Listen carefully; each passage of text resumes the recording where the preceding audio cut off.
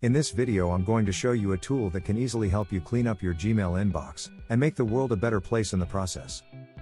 Gated is a software that perfectly integrates into your Gmail inbox, and works with any email client.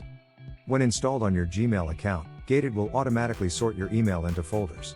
To identify what emails go where, Gated simply looks at who you have communicated with before, and sends their emails straight into the inbox. The rest goes into your Gated folder, for you to check out whenever you find the time.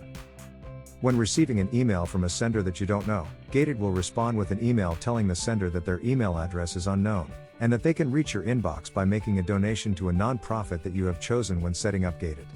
Or they can ask for you to verify that you know them, to make their email go straight to your inbox.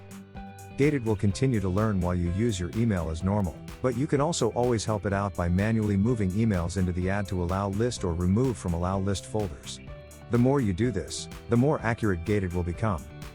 To install Gated on your Gmail account, all you need to do is go to the Gated website, and click on the Sign Up with Google button. Log in with your Gmail account, and choose the non-profit that you want to support.